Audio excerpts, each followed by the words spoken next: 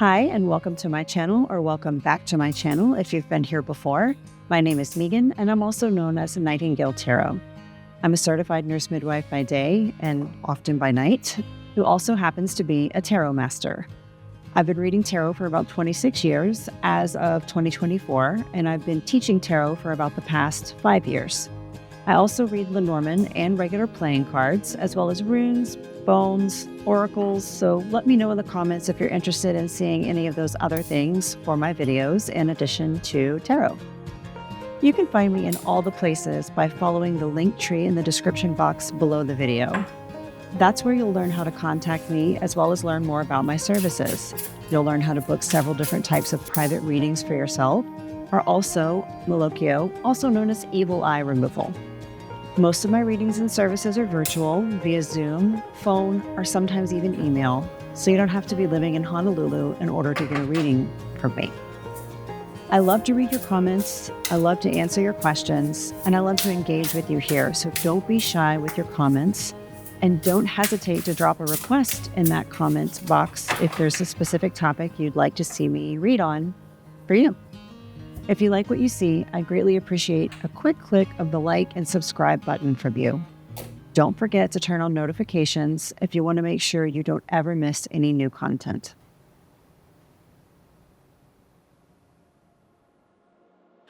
For today's reading, we'll be using the Everyday Tarot by Bridget Esselmont.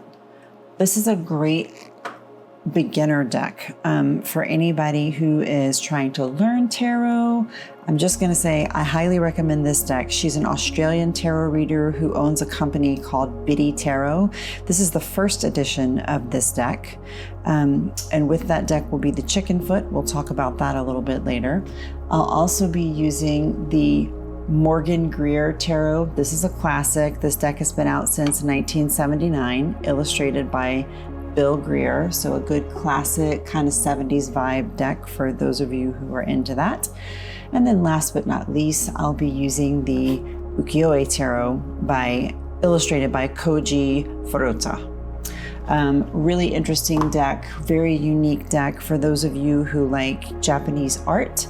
This is probably going to be a pile that you like to look at quite a bit. You know, those old woodblock antique Japanese style art, like the Great Wave is one, Mount Fuji is one. If you look at pile 3, you'll know what I'm talking about, but it's a deck based solely on that.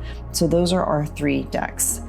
Today's topic will be, what do they really want to say? Hopefully we're going to be spilling some tea on today's topic. Might be kind of interesting. Keep in mind, these are general readings. Each pile is for many people at once, so take what resonates with you and leave behind what doesn't. That message is likely for someone else. Don't worry, you'll have at least one really clear and direct message just for you here today. Don't forget to follow the link tree in the description box below the video to book a private and much deeper reading with me that's entirely specific to you and your situation on this or any other topic you'd like to look at with me. What do you do now? Now you need to think of your specific situation regarding today's topic, think of what questions you would like answered, and pick a pile. Pile 1, the Everyday Tarot, and the Black Chicken Foot. Black chicken feet are used often in hoodoo and voodoo traditions for protection, and also for luck, but really mainly for protection. So there's a little folklore around that. This is pile 2, the Morgan Greer Tarot. This is that kind of 70s themed deck. And on this deck, we have the black tourmaline. Also protection, just in a little bit of a different format. And then pile 3, we have the Ukiyo-e Tarot, the Japanese art with the spell jar and evil eye charm.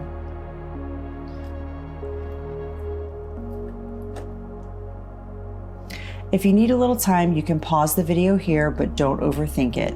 Take a deep breath and go with your gut. Your first instinct is usually best. Which pile are you most drawn to today?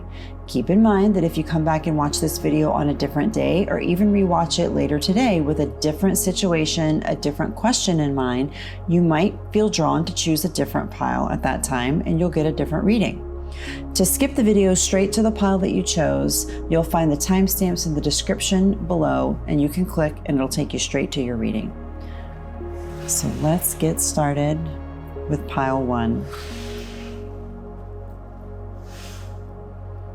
Okay, pile 1, this is you with the Everyday Tarot and the Black Chicken Foot. Let's take a look at what do they really want to say. This is such a juicy topic. It's like you're spying on someone, right? So while I shuffle the deck, I want you to picture in your mind a target person. Think of that person, and I'm about to spill the tea for you on what they really want to say, but are holding in. So like, how do they really feel? What do they really want to say? Now's your chance to find out.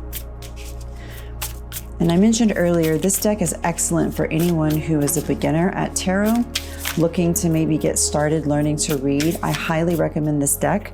This is the first edition of this deck. There's a new edition out now, which is also excellent. The second edition of the deck is just as good as this one. It's just a little bit different. But the thing that makes this deck so good for beginners, it's that it's been stripped down to the bare bones symbolism.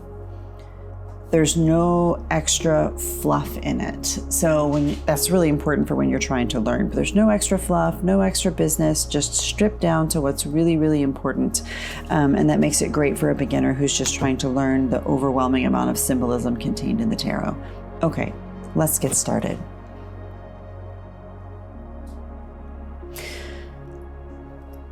So at overall first glance, I see a lot of loving and romantic feelings here. So I have a feeling your target person that you're thinking of thinks of you in a more than friend sort of way. So for some of you out there who are wondering, does this person really like me? What do they really want to say? I feel like this person really wants to say that they are thinking of you in more than a friend way. There's a big chunk of you out there who this person really wants to say, I am in love with you. Like that's what this pile is looking like. I have a feeling that there is something that you are doing that this person would like you to walk away from or no longer be part of. That looks like an important message here. Hey, I really love you. I care about you. This is deeper than just friendship. I wish you could walk away from this thing. There is definitely a chunk of you in this pile who are in a relationship that your target person wishes you were not in. So that's a very important message for some of you. You're in a relationship. This target person that you thought of while I was shuffling the deck wishes that you would leave this relationship. They don't like this relationship for you. They don't feel like it serves you well. This particularly looks like females in this group. So females who chose pile 1, I believe that your target person believes that you are in a relationship with a male that is not serving your best interest and is probably dying to tell you that. I also feel like there's a big message here for your target person wanting to tell you that you should essentially play the field, try new things, not be afraid to try new things. I think that your target person believes that you have a little bit of fear when it comes to doing new things, and that you kind of have this feeling that like you should be already settled or decided. And your target person says, no, you shouldn't be settled or decided. You should try lots of new things, explore lots of new passions until you find what fits. Don't be afraid to fail. So that's a really important message for some of you. Your target person says, don't be afraid to fail. One reason, matter of fact, I think the main reason why those of you who are thinking of your target person as like maybe a friend who is looking at you as something more than a friend here, like this is someone who has a crush on you, they're very, very afraid of rejection. That's why this person hasn't stepped forward and said something. This also is very relevant for you females in pile 1, or those who identify as female in pile 1. You have a target person that you are thinking of right now who wants to be like a thing with you, wants to be romantically involved with you, like in a big way, in a real big way, but is so afraid of your rejection that I don't know if they're ever going to step forward. And that is important for you, pile 1, because if you're thinking of a target that you're wondering if they have feelings and you also have feelings and nobody's making a move, my pile 1 people who that situation applies to you, here is your message. Make the move. Because the only reason this person hasn't approached you is because they're afraid of your rejection. So if you make the move, this is going to be a yes. So I think the vast majority of you who chose pile 1 are probably looking at does he or she really have romantic feelings for me? I'm afraid to make a move. I want to make a move. And the answer is yes. And then there's another little chunk of you kind of here in the middle who, your target person is saying, hey, you're in a situation that I wish you weren't in. I really wish you would walk away and play the field because you think you're settled here. You think you should be settled here, but you're actually really not, and you shouldn't be. And you need to get out there and do lots of different things and find your passion and find what you really should be doing. So pile 1, I hope you found that helpful.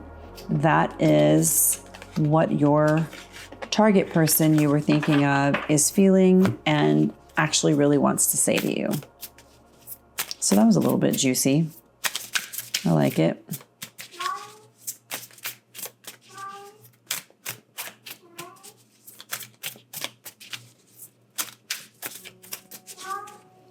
And I will never be able to do a reading without at least one cat meowing in the background, having a lot to say about it.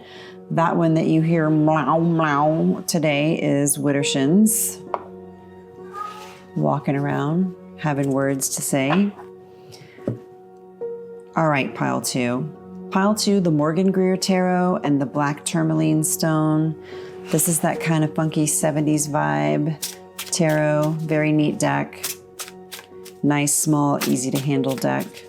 Traditional Rider-Waite style tarot deck. Has been out, like I said in my intro, since 1979 was the first edition.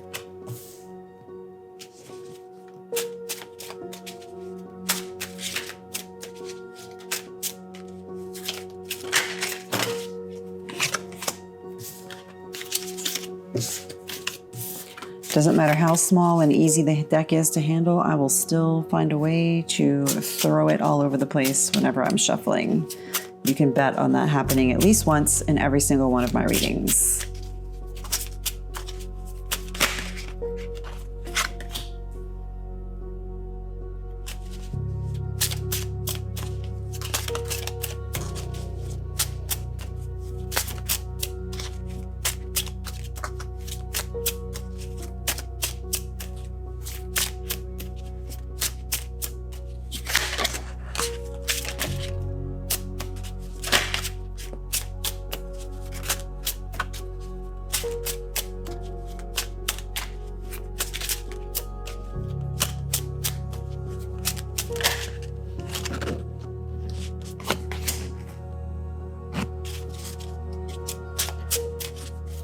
A lot of masculine energy coming through in this reading so far.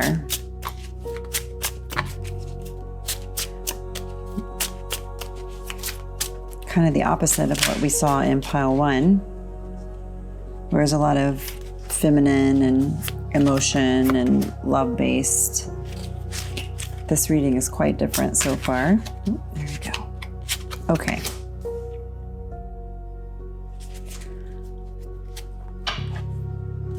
All right, pile 2, my groovy Morgan Greer pile. So pile 2, your target person actually seems concerned about you.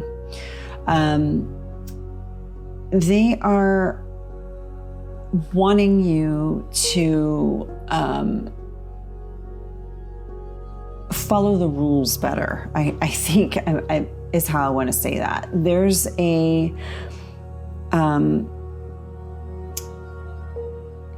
concern over you're not following the rules, or you're not doing things the way they're traditionally done. Like, this is the way it's always been done, and you're kind of bucking the system a little bit, and that's your downfall.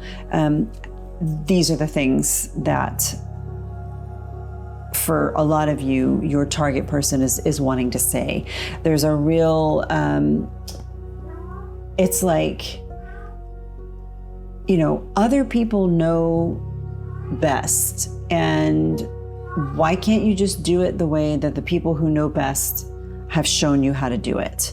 And they're worried that this is going to continue to be your downfall. That's the big out front theme on this end of the pile here, that it's like, you know, if you could just follow the rules better, bad shit would stop happening to you. Isn't that snarky? That's so like, that's such a, it's like, I hate that, but that's what's here, right? I'm just going to say what's here. And then there is also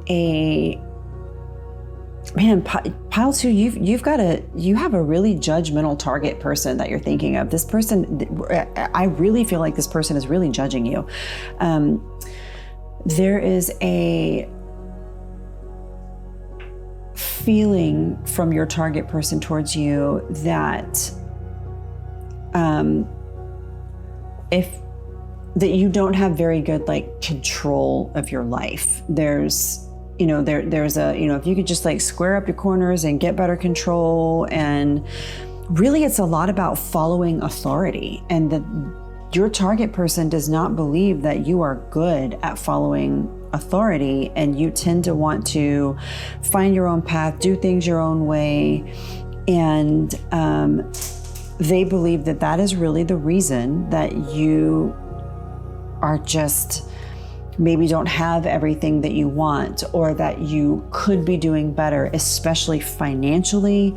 They believe that you could be much better off than you are if you had better control of the situation, if you weren't always trying to do something different. Like, if you could just stick to one thing, you know, we told you what was best and you didn't want to do it, and you're doing all this other stuff, and if you could just stick to one thing, then, you know, everything would be great. It's like, that's the vibe. And I also believe that your target person has probably actually maybe even said out loud impatient. Like, you're so impatient, you don't ever want to see things through. If they haven't told you that, rest assured that they're thinking that. You don't ever see things through to the end. You don't want to put the work into the end. You want it right now, and when it's not right now, it's not good enough, and you move on to the next thing, and it makes you seem out of control. So my pile 2 people, your target person, it doesn't look like they're thinking terribly highly of the choices that you've made, and essentially where you are in your life. And they, I guess, are holding their tongue about these things that they're thinking of you about, you know, this, if you were a better rule follower and you didn't challenge authority and you just did what you were supposed to do and just like sucked it up and did the work and put the patience in and steadied the path, you would be better off. But they kind of believe you made your bed and now you're lying in it. So, wow, pile 2, that sucked, but there it is. I'm sure you're really glad you picked that pile now. Yeah, so, oh, but look at that. This card was flipped over. So pile 2, I will say this. I think you're doing fine, and the path that you're on is actually just fine. And based on that last card that just came out, I think actually you're in the right, and that your target person is probably an asshole. So there's your consolation prize, I guess, after that crappy reading, is you had that little bonus card that happened to be just kind of flipped over in the middle of the deck like that. Interesting. So yeah, pile 2, don't take it to heart, or don't think that those things are true about you, that this target person is thinking, because it looks like, according to that it's their problem.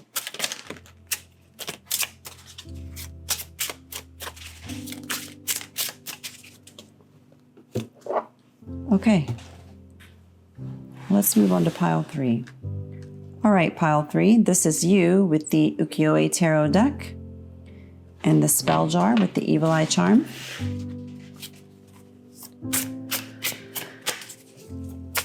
Super cool deck. My husband is actually the one who found this deck and said, oh, look at this neat deck. And I took a look at it, and I thought it was really neat too. So now we have it. Here we are. I recently went to Japan and got to go to an ukiyo-e museum in Osaka, and got to see a lot of the ukiyo-e prints, the originals from the original woodblocks. And man, it was really neat to see them all. And so this deck is very cool to me because I've seen a lot of the, the themes and the motifs and the ideas of the originals that are now, the inspiration for this deck. So let's see if this deck will spill some tea for you.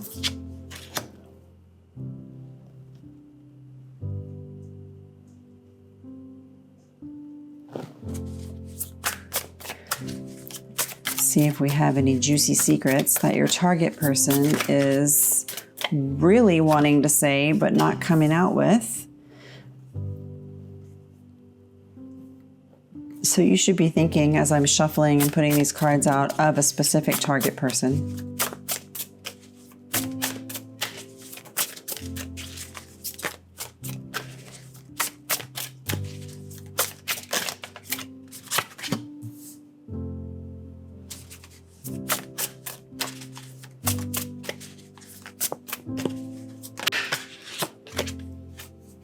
Okay.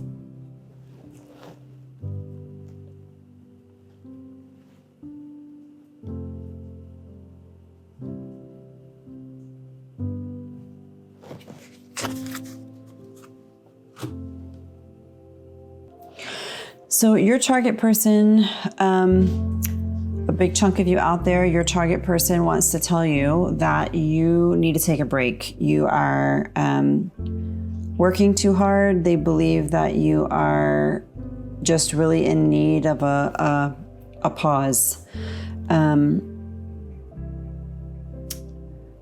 I also believe that your target person feels that if you could take a break, could take a pause, practice some self-care, you would likely have far less, I guess, anxiety. Your target person believes that you seem to be really defensive about things that you don't necessarily need to be defensive about, and they sort of wish you'd take a break from that. They find you a little difficult to communicate with because they feel like you're always acting like you're like defending a position, like you're always getting ready to step up and fight a battle. And that's pretty tiresome. And your target person also believes that you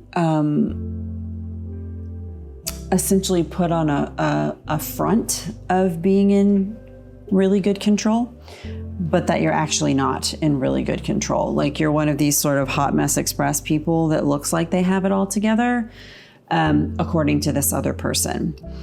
And also important to note here that your target person that you're thinking of believes that you have sort of a like a victim mentality. This is important coming through here. So let me identify a way to really say this and have it make good sense, because this is an important message coming through for some of you. Your target person really wants to say, would you just stop being a martyr? You are putting yourself in these situations, and these situations are just continually kind of ruining your life over and over again, but you are putting yourself in these positions.